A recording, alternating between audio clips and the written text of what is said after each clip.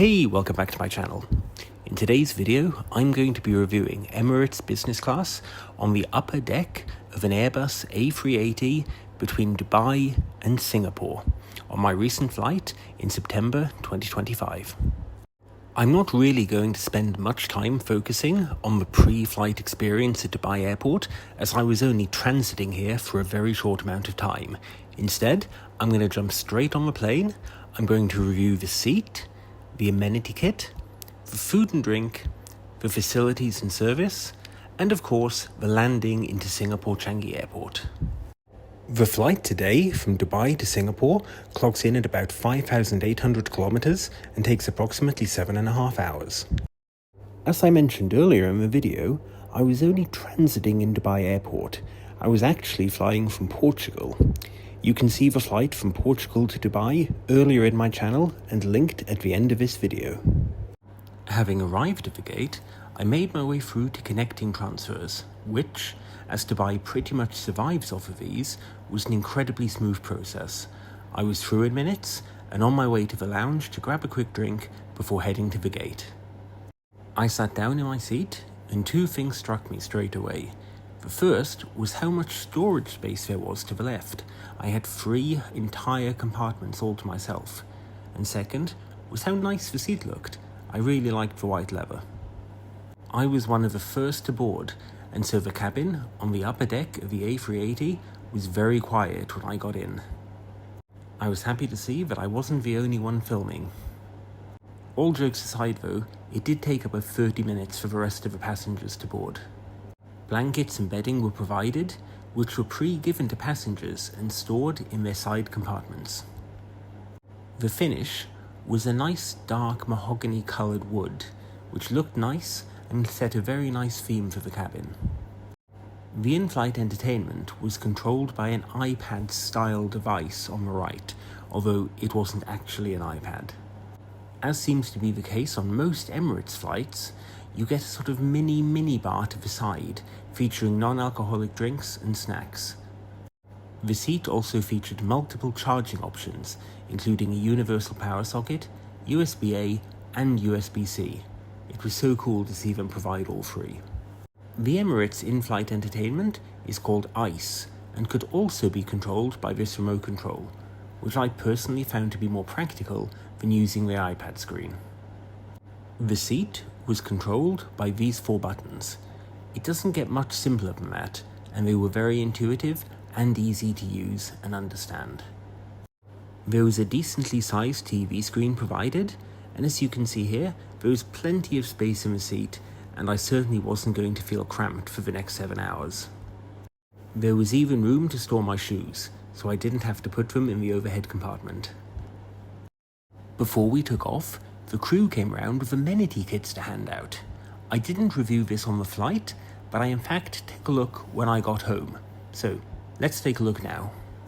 The amenity kit was by the brand Bulgari, and I've got to say, is the nicest and most comprehensively stocked amenity kit I've ever seen.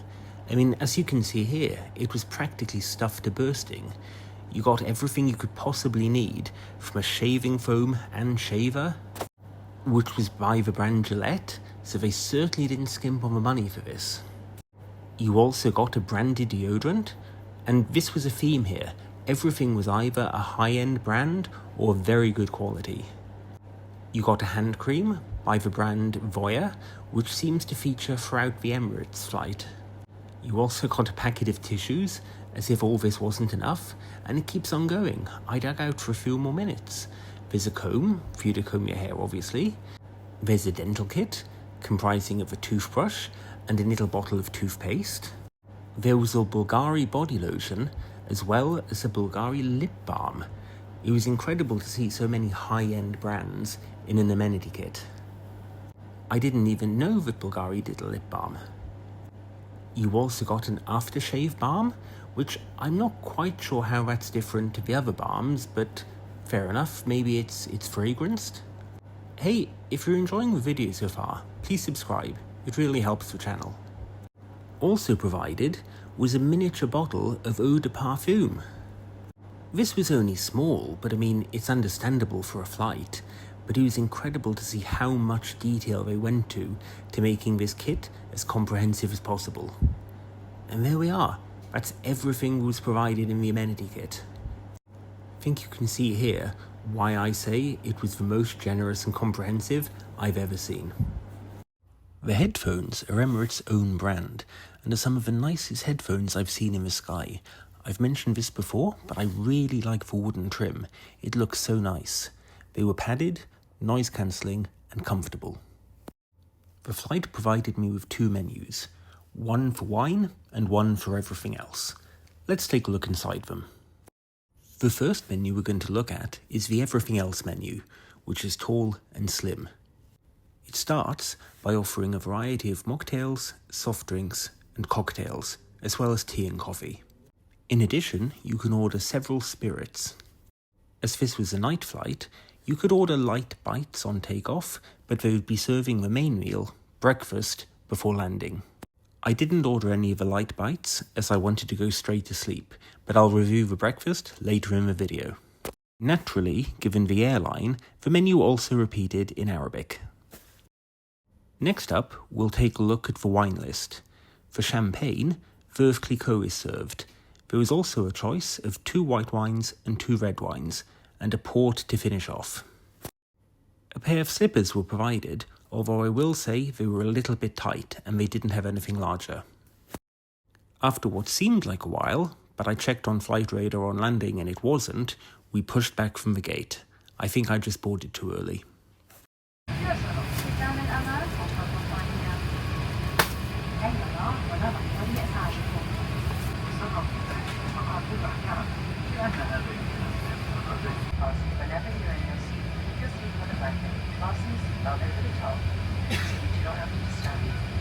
The in-flight safety video also repeated in both English and Arabic.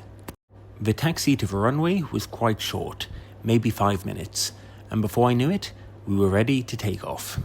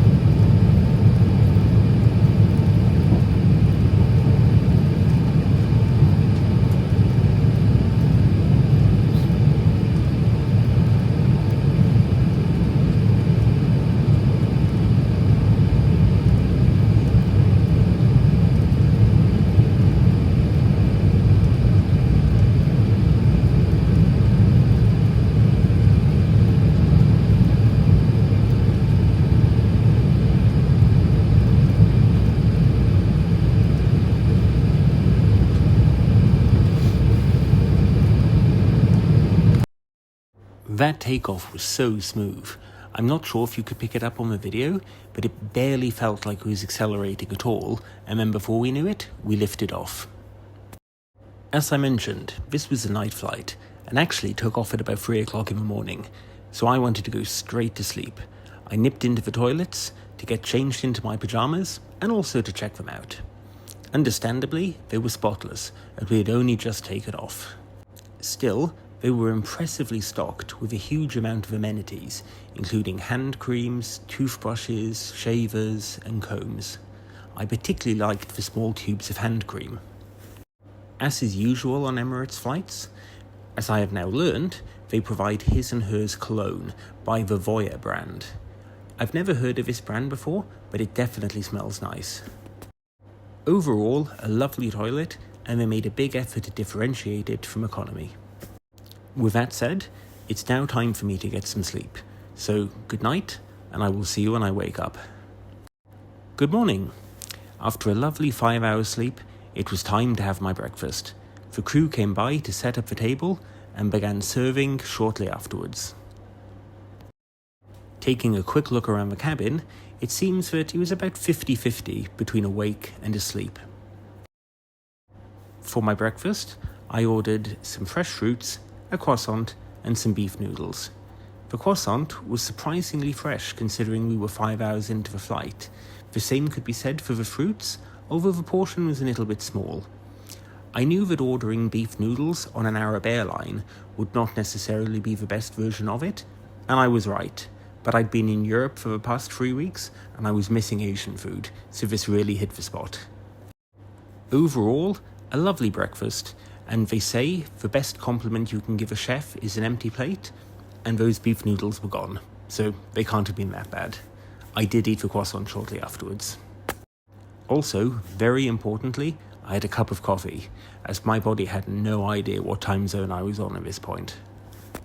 Shortly after breakfast was cleared, the captain came on the in-flight speaker to announce we were beginning our descent into Singapore.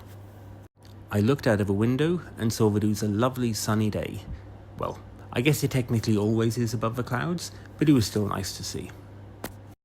Just as an aside, one thing I love is that when a plane is descending into land, and it just hits the cloud line, and it kind of looks like it's skipping along the clouds as it goes, it's one of those things that I never get tired of seeing, and so I took a video of it as we did it this time.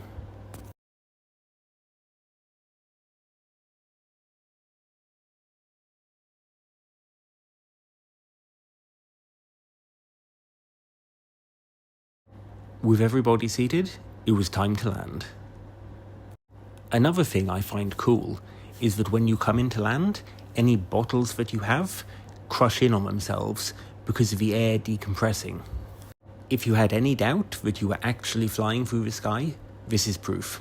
This water bottle was full when we were at flying altitude.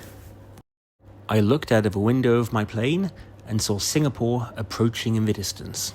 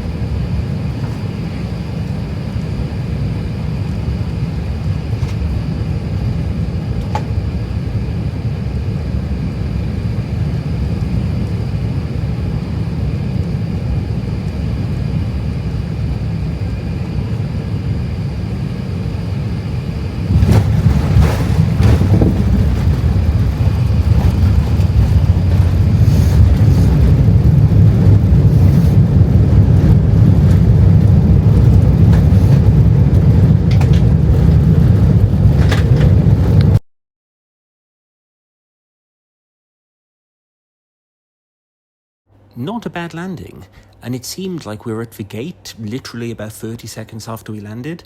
I have no idea what happened there. That's got to be the shortest taxi I've ever experienced in my life. I barely had time to get my camera out. And there we were back. Changi Airport was its usual efficient self, and despite immigration taking all of about 2 minutes, the bags were approaching as I got to the belt. I was straight into the Emirates provided car and on my way to my apartment.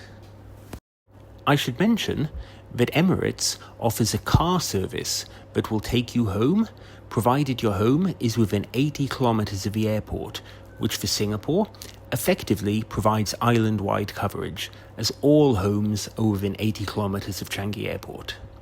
This is provided to all business and first-class passengers except those that book on the absolute cheapest fares. As my ticket today was one category above that, still technically a saver fare, I was eligible for the free transfer. I think it's effectively only promo fares that aren't eligible. Overall, I don't really have anything bad to say about this flight. The transit experience at Dubai Airport, as always, was an absolute breeze, and I was through before I knew it. Once I got onto the plane, the seat was spacious and comfortable and very nice to sleep in. The cabin, as you would expect from the world's largest commercial plane, was also spacious and great to be in on the upper deck. It was also finished to a very high standard. I really do like this wood colouring. And it's always good to get an amenity kit, particularly one that is so extensively filled. The meal, whilst a simple breakfast service, was hot, fresh and tasty, and really hit the spot when I needed it. The arrival into Changi Airport, as usual, was efficient and quick, and before I knew it, I was into the car, which, being provided by Emirates, was a nice treat at the end of the flight. I've got to say, I used to prefer travelling direct to Europe from Singapore, but these Dubai flights recently have almost changed my mind. I am tempted in the future to transit via Dubai. It was just so easy, and having 2 7-hour flights compared to one 13 or 14-hour flight, I don't know, it's a bit more appealing to me as my back is getting less tolerant of being on a seat for 14 hours. Regardless of whether you prefer direct or indirect, this flight was a breeze. I would highly recommend it, and I will be flying it again.